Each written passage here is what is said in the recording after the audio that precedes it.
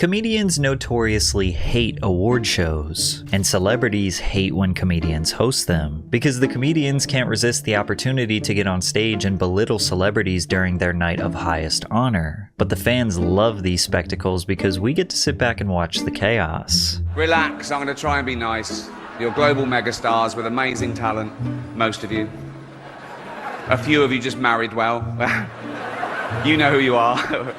We all do. We all do. Today we are going to take a look at some of the funniest, most savage, and painfully awkward moments that have come from comedians at award shows, starting with Jerry Seinfeld, who exposed these ceremonies for what they truly are. Comedy legend Jerry Seinfeld bluntly explained his hatred for award shows while he accepted the Comedian Award presented by HBO in 2007. You don't give awards to comedians.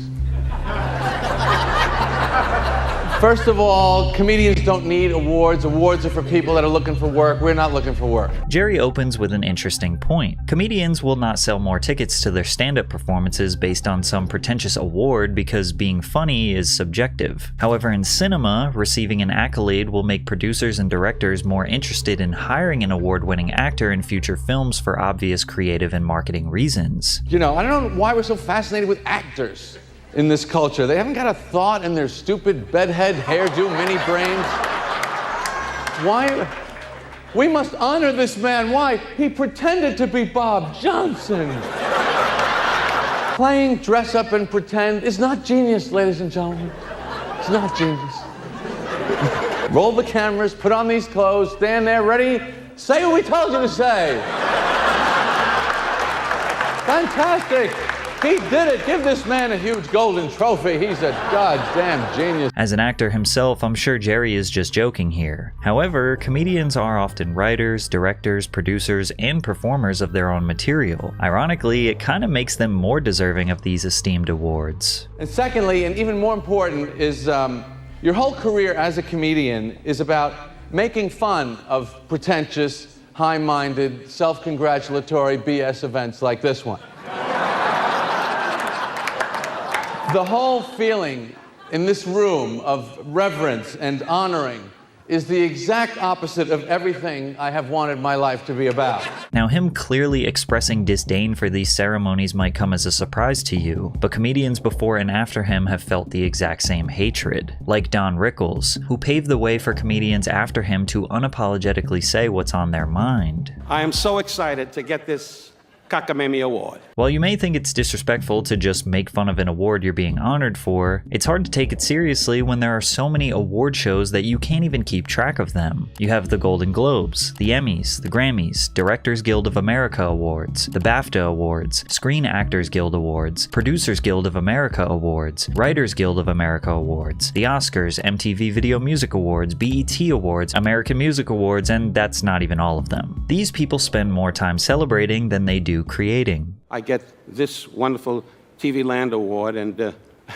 whoever designed it is a moron. Now, I'm sure you all know the typical structure of these events. One person will be the host of the entire night, but different celebrities will take the stage to present each award. Usually, these celebs read their lines off teleprompters, and often they are reading bad jokes that someone else wrote with terrible delivery. We're here to present the VMA to the best group, and we love everything that has to do with groups.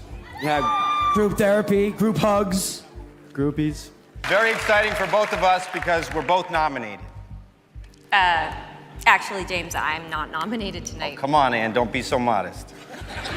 No, I'm not modest. I'm just not nominated. It used to be, you get naked, you get nominated. Not anymore. Not anymore. Which made Don's subtle jab about reading from the teleprompter that much funnier. Let's read these funny lines they wrote for us. Okay. Don then goes on to sarcastically laugh at the jokes. First, it's a thrill to be matched up at the Emmy Awards with Mr. Warmth himself, Don Rickles. The world hasn't seen a pairing like this since John McCain and Sarah Palin.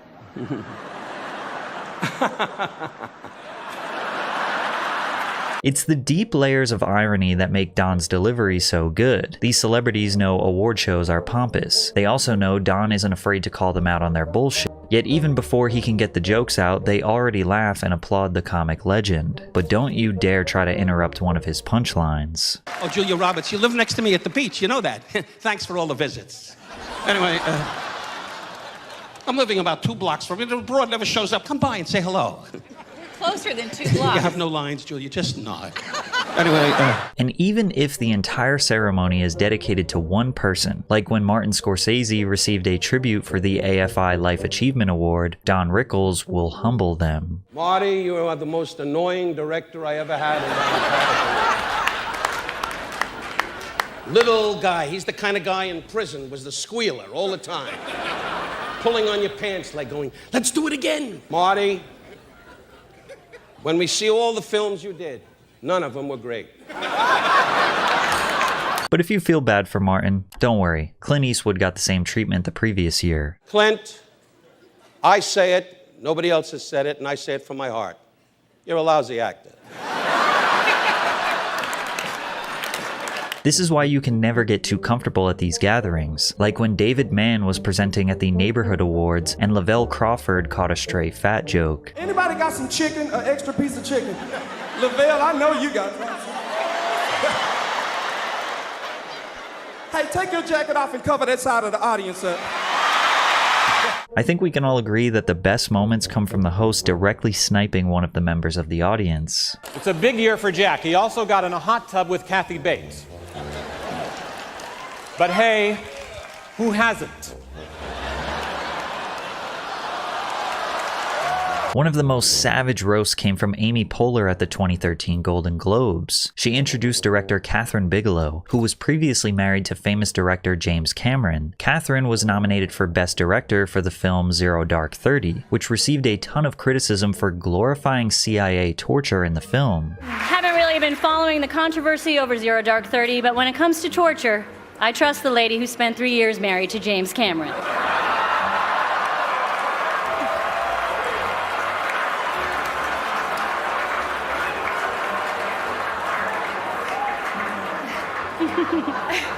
Amy has built herself a reputation for kind of being a roast master. Yes, Matt Damon is here for Behind the Candelabra. Where are you, Matt? Matt, on any other night in any other room, you would be a big deal, but tonight, and don't take this the wrong way, you're basically a garbage person. Oh, and Tina Fey is damn good too. Gravity is nominated for Best Film. It's the story of how George Clooney would rather float away into space and die than spend one more minute with a woman his own age. But sometimes making jokes about celebrities doesn't always go over well, like the time Sarah Silverman made fun of Britney Spears' children at the 2007 VMAs. But have you seen Britney's kids? Oh my God, they are the most adorable mistakes you will ever see. They are so cute. They're as cute as the hairless vagina they came out of. I'm serious, they're this cute, you guys. The audience didn't think this joke was very funny, but this was back in 2007 when the internet didn't have a full-force grip on everyone's lives, so nobody was tweeting their outrage against Sarah. That was not the case for Bill Burr, who made a bunch of jokes at the 2021 Grammys pre-show that caused uproar online. After a beautiful piano solo from Igor Levit, Bill was brought on stage and said this. How are you? Was I the only one who wanted to kill himself during that piano solo? Critics exploded online, scolding Bill for making such a distasteful joke during a night of honor and praise. Little did critics know, it was only going to get worse. Bill immediately followed up by making fun of the Grammys pre-show as he thought he was going to be hosting the actual Grammys, only for him to show up to an empty Hollywood set presenting awards to a handful of producers and a few thousand people watching on the internet. I bought a suit for this. I thought I was going to be on TV. I'm such a moron. I am losing so much money right now. For some reason, they had Bill, a white man from Boston with absolutely no musical talent or knowledge, present all of the Latin Music Awards and nominees. All right. Hey, how many feminists are like going nuts? So why is this cis white male doing all this Latino stuff? And he unsurprisingly butchered just about every name. I can't say this name. Natalie what? All right. And the winner, the Grammy goes to Natalia Lafourcade. And the Grammy goes to Gustavo Dudamel, conducting the Los Angeles Philharmonic. I will be accepting the Grammy on behalf of Gustavo Dudamel. Congratulations. Crushed that one. And the Grammy goes to Frederick Ballantyne, Angel Blue, Dead Sea Graves. Because of people's outrage, some comedians don't think it's worth it to host anymore. Like Kevin Hart, who decided to drop out of hosting the Academy Awards after he was attacked on Twitter for his unsavory humor. Kevin Hart was announced to be the host of the 2019 Oscars, and immediately Twitter erupted, where detractors posted a series of old homophobic tweets. Nearly all of them were just really bad jokes that seem relatively menial. However, one stood out more than most. Kevin Hart tweeted, "Yo, if my son comes home and tries to play with my daughter's dollhouse, I'm going to break it over his head and say in my voice, 'Stop, that's gay.'" Critics also resurfaced an old joke from his iconic 2010 comedy special, Seriously Funny. I'm gonna tell you guys one of my biggest fears. One of my biggest fears is my son growing up and being gay. Hey, stop! That's gay! It's quick. Kevin had apologized for these previous words in 2012. In 2015, he also addressed using gay jokes in his film Get Hard. Did you think this is mildly mean-spirited or at the very least a little bit dated? I said to myself, this is funny. Okay. And at the end of the day, funny is funny, regardless of what area it's coming from. Within 48 hours of the host announcement, Kevin claims he was given an ultimatum. I was given an ultimatum. Kevin, apologize, or we're gonna have to find another host. So he ultimately decided to step down. Kevin did not host the Oscars and said recently in 2024 that he would never consider it ever again. Those gigs aren't good gigs for comics. It's no shot to the Oscars, no shot to the Globes or anything else. Those just aren't comedy-friendly environments anymore. Many people like Kevin believe that comedy is under a microscope these days, but it isn't even just everyday people online that get offended. Sometimes it's the A-list stars who, even though they are in the entertainment industry themselves, get offended. Like I've noticed that Tom Hanks always has a sour look on his face. Anyone in the audience not laughing is terrified of being next. One A-lister who did not like being the butt of the joke was Jada Pinkett Smith, and her husband's reaction stamped one of the craziest award show moments of all time. During the 2022 Oscars, Chris Rock was presenting the award for Best Documentary Feature. Naturally, he opened with some jokes. You know who's got the hardest job tonight? Javier Bardem and his wife are both nominated. Now, if she loses, he can't win. He is praying that Will Smith wins. Like, please. Everything was going great until he transitioned to a joke about Jada Pinkett. Now, Chris had a joke during the 2016 Oscars about Jada that the crowd loved. Jada's gonna boycott the Oscars. Jada boycotting the Oscars is like me boycotting Rihanna's panties. I wasn't invited. Ironically, this joke was way harsher than the one he was about to deliver. Chris made a joke about Jada, who has spoken openly about having alopecia, a hair loss condition. Chris compared Jada to Lieutenant Jordan O'Neill, the star of G.I. Jane, notorious for her short, buzz-cut hairstyle. Based on Jada's expression, she did not like the joke. Will, on the other hand, was laughing. It's unclear if he was trying to mask his anger by laughing, or if he genuinely thought the joke was funny. But then the camera cuts back to Chris and we can see Will storming the stage until he ultimately smacks Chris in the face. He sits back in his seat and yells at Chris, "Keep my wife's name out of your mouth." The deafening silence in the room permeated when the audience realized this was not scripted, and Chris tried to make sense of what just happened. This encounter made comedians hate award shows even more because Will faced zero repercussions for his actions. He was not kicked out, he was not spoken to by the show organizers. In fact, he won his first Oscar for Best Actor later on in the evening. He gave a 5-minute speech rambling and crying about how God is calling him to love people and to protect people. He received a standing ovation with Hollywood actors crying in support of him. The standing ovation made me realize how detached Hollywood is from reality. The slap incident is likely why we got the extremely safe and not edgy Jimmy Kimmel to host the awards for the next 2 years. And they were about as funny as you could imagine. Christopher is joined by his longtime collaborator, Cillian Murphy, who is just wonderful. Cillian is... Interesting fact about his name, it's pronounced Killian when he does drama. When he does comedy, it's Cillian. Actually, I take that back. The reason why we'll never get a good comedian to host an award show again is not because of Will Smith. It's because of Ricky Gervais, who unleashed an onslaught of savage roasts and jokes towards the guests, sponsors, and even the networks who host these events. Ricky exposed Hollywood so badly at the 2020 Golden Globes that no organizer will dare set themselves up to get decimated like that again. Ricky Gervais is a British comedian who is known to push the boundaries with extremely edgy material. Politics, social issues, race, religion, there is absolutely nothing Ricky won't joke about. If people thought that Kevin Hart's material pushed the boundaries, Ricky makes Kevin look like a comedian for children. So how he was able to host the Golden Globes 5 times is pretty insane. The first time he hosted was in 2010, and yes, he was still a savage back then. As soon as he stepped on stage, he started attacking Steve Carell. You probably know me as the creator of The Office. No, you don't, do you? You think Steve Carell did it all? Oh, he's brilliant, isn't he, Steve Carell? He's amazing as the bumbling office manager. Where does he get his ideas from?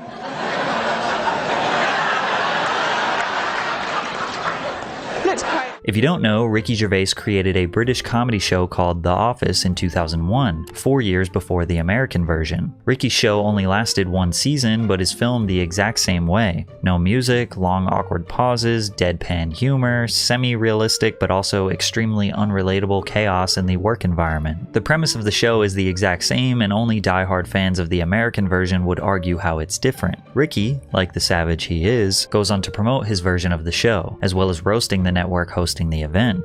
Or if you think that particular version of the show has jumped the shark a little bit, then watch the original, Fridays, on Adult Swim. Or get the box set, that's still available. So, go and get that. I will be making the most of this opportunity. I'm not used to these sort of viewing figures. Let's face it, nor is NBC. So... He then goes on to belittle actors' value to the world. Notice how they almost clap for themselves. It is an honour to be here in a room full of what I consider to be the most important people on the planet. Actors. They're just better than ordinary people, aren't they? We all know that.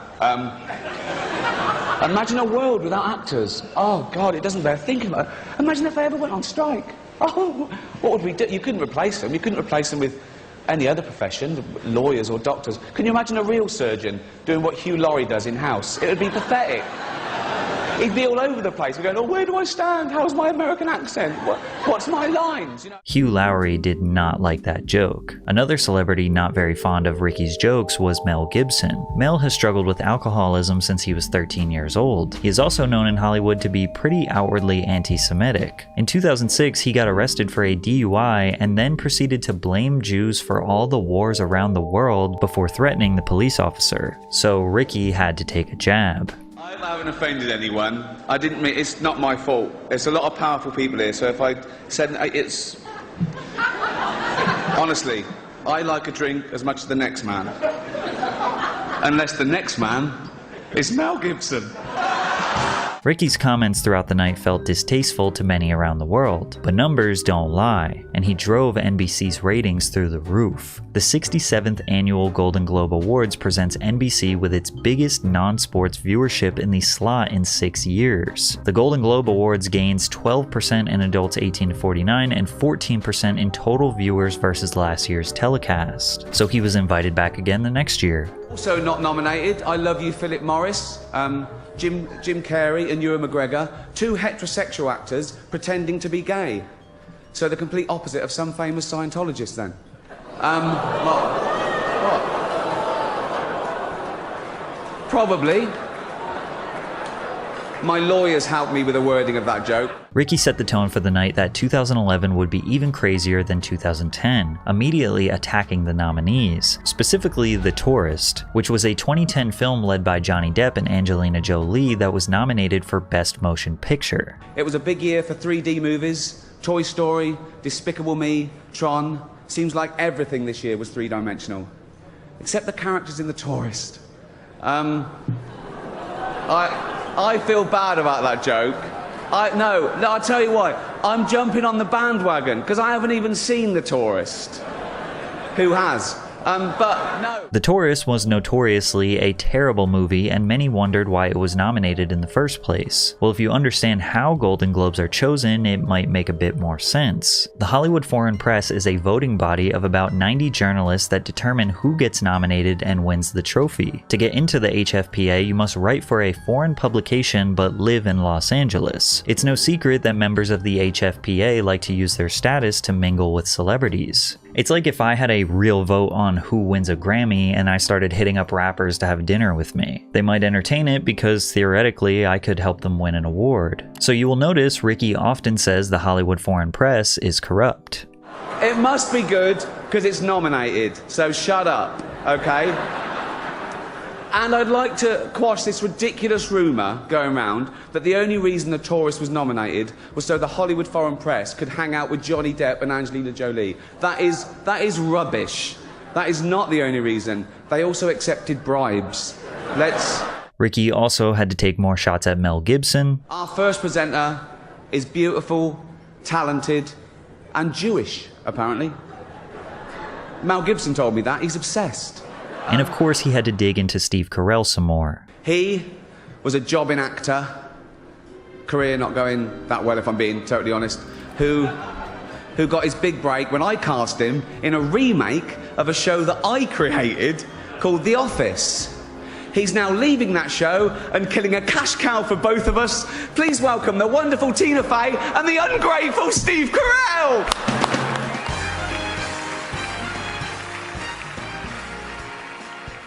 It's important to know that Ricky doesn't actually have hard feelings for Steve. They are both in on the joke and love to play up the bit. It's funny, he always makes fun of me, always. And he's also, you know, in a personal way, been very, very sweet to me. Like, before one of these award shows, he pulled me aside and said, hey, I've got a few things that I wanted to go after you with. Is that okay? And I'm like, of course. So there is a gentler side to him that people don't necessarily see. He's such a lovely man, though. But he thinks you're sweet because, just to clarify, you go up to him before an award ceremony and say, I'm going to call you a prick in a minute, just to warn you. But if I told him what I was going to say, you know, if I had access to them, I'd warn everyone. Some people just don't like the idea of a person being the butt of someone's joke, so they definitely wouldn't like this stray that Sandra Bullock caught at the end of the night. The next presenter is a national treasure, Miss Congeniality herself. This down-to-earth girl next door first stole our hearts as a bus driver and then as a railway fare collector. Now, of course, she wouldn't be seen dead on public transport, because as she just said to me backstage, poor people are gross and they smell bad. Please welcome Sandra Bullock. Surely, after these attacks, he wouldn't be brought back to host the 2012 awards. After all, the Hollywood Foreign Press did not want him back, with one member stating, "My worry was that he was insulting, and when I invite someone to my house, they don't insult me. But this is show business. I guess I'm old-fashioned." But NBC was strongly in favor of Gervais returning because the ratings were just as good as they were last year, with 17 million live viewers for the entire show. So they decided to bring him back for a third year, and he was as unhinged as ever, opening with lines that proved he could care less about this special evening. Tonight, you get Britain's biggest comedian hosting the world's second biggest award show on America's third biggest network. So, it's fourth. It's fourth. For any of you who don't know, the Golden Globes are just like the Oscars, but without all that esteem. The first presenter he brought up was Johnny Depp, and he called back to his previous joke last year about his movie, The Tourist. Have you... Ready? I guess so. Have you seen The Tourist yet?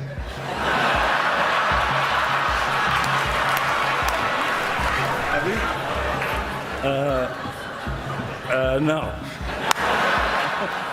The lead actor of a movie that was nominated for a Golden Globe, admitting that he didn't even watch his own movie the following year, says just about everything you need to know about the value of these awards. Celebrities, like Elton John, have had enough of Ricky's nonsense. Even Ricky wrote on his blog after the event, "I've told my agent to never let me be persuaded to do it again, but then 2016 came around and Gervais was made an offer he couldn't refuse." He tweeted, "I'm making a list, I'm checking it twice, gonna find out who's naughty and nice. Hashtag Golden Globes." Ricky genuinely believed he would never be back, so he made the 2016 Golden Globes his most diabolical performance ever. Shush. Shut up, you disgusting, pill-popping, sexual deviant scum. I want to do this monologue and then go into hiding. Ricky kept reassuring everyone in the crowd he would be nice this evening. He was lying. I am going to be nice tonight, and I'll tell you why. The president of the Hollywood Foreign Press just told me that if I say anything offensive or crass or resort to innuendo, he is going to come out here and personally pull me off. So that's an offer I couldn't refuse. Yes, that is the level. An old man pulling me off. And then again insinuated that this award show is corrupt. One Hollywood publication said that me hosting would mean that some film stars would stay away for fear of being made fun of. As if film stars would stay away from the chance of winning a Golden Globe, particularly if their film company has already paid for it. Everyone is clapping and laughing because they know it's true. Ricky continued to just minimize and bash the award show every which way he could. All female remakes are the big thing. There's a female remake of Ghostbusters. There's going to be a female remake of Ocean's 11. And this is brilliant for the studios because they get guaranteed box office results and they don't have to spend too much money on the cast. So... shut up, I don't care. If you do win tonight, remember that no one cares about that award as much as you do, okay? Don't get emotional, it's embarrassing, okay? That award is, no offense, worthless. It's a bit of metal that some nice old confused journalists wanted to give you in person so they could meet you and have a selfie with you. Honestly, there is nothing more I can say to add to this. Eva Longoria and America Ferrera aren't just beautiful, talented actresses. They're also two people who your future president, Donald Trump, can't wait to deport. But I'm sure you can tell the energy of this show feels different than previous years. The first 3 shows he hosted, he was more playful, often chuckling to himself devilishly. But this show, he seems more fed up and actually just trying to be blunt. Oh, this show is way too long, isn't it? It's way too... This could be half an hour. Okay, let's get through it. Right. Unbelievable. Some people still think this award means something. The winners, just listen to me. Listen, it doesn't just... Right. When Brad and Angelina see our next 2 adorable little presenters, they're going to want to adopt them.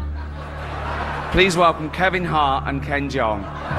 And for some reason, the producers decided it would be a good idea for Ricky to introduce Mel Gibson, who he had previously attacked multiple times, and this time would be no different.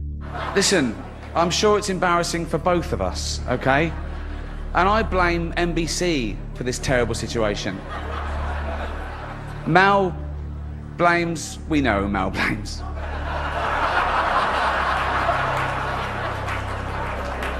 Mel's forgotten all about it, apparently. That's what drinking does. No. I want to say something nice about Mel before he comes out. Oh yeah, okay, here you go. I'd rather have a drink with him in his hotel room tonight than with Bill Cosby. Please welcome Mel Gibson.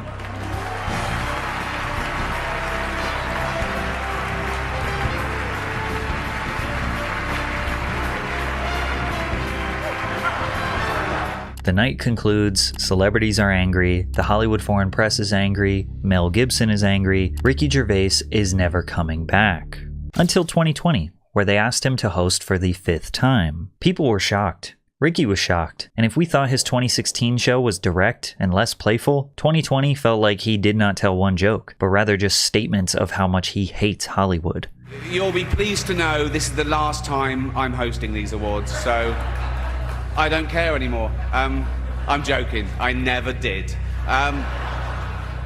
NBC clearly don't care either, 5th time. So, I mean, Kevin Hart was fired from the Oscars because of some offensive tweets. Hello? Lucky for me, the Hollywood Foreign Press can barely speak English. He immediately set the stage that he would go out with a bang, and timbers were shivered. people from every background, but they all have one thing in common. They're all terrified of Ronan Farrow. He's coming for you. He's coming for you. Look, talking of all you perverts, it was a big year. It was a big year for paedophile movies. Surviving R. Kelly, Leaving Neverland, Two Popes. Shut up. Shut up. I don't care. I don't care. Ronan Farrow is the son of Woody Allen, who became a journalist and led the charge in exposing Harvey Weinstein for his decades of sex crimes inside the film industry. Spoiler alert, season 2 is on the way, so in the end, he obviously didn't kill himself. Just like Jeffrey Epstein. Shut up. I know he's your friend, but I don't care. You had to make your own way here in your own plane, didn't you? Right. Tom Hanks didn't like that one. Many talented people of colour were snubbed in major categories. Unfortunately, there's nothing we can do about that. The Hollywood foreign press are all very, very racist. So it baffles me how most of Ricky's harshest roasts since 2010 were towards the organizers of the event, and they still hired him 5 times. But the ending of his monologue was not a joke. So, if you do win an award tonight, don't use it as a platform to make a political speech, right? You're in no position to lecture the public about anything. You know nothing about the real world. Most of you spent less time in school than Greta Thunberg. So, if you win, right, come up, accept your little award, thank your agent and your God, and f*** off, okay? His wit and his charm we saw in previous years was no longer present. He had used it all up. Our next presenter starred in Netflix's Bird Box, a movie where people survive by acting like they don't see a thing. Sort of like working for Harvey Weinstein. You did it. I didn't. You did it. Shut the f*** up. Fans absolutely loved Ricky's direct attacks on the privileged class. These harsh jokes are likely the most adversity they had to face all year. Classically, journalists hated his performance. Rolling Stone said, the host's shtick at the 2020 Golden Globes felt incredibly stale. Salon said, why the Golden Globes and host Ricky Gervais felt particularly pointless. Variety said, but most of the time, his stand-up seemed lazy. Which is true. It was kinda lazy, because it didn't seem like he was joking. But hey, if these celebrities are gonna congratulate themselves over a dozen times per year with superficial awards and trophies, then they need a comedian to humble them. But I think we can all agree that the real winners of these events are the fans, who get to laugh and reminisce on the comedic chaos that ensued at the expense of multi-millionaires.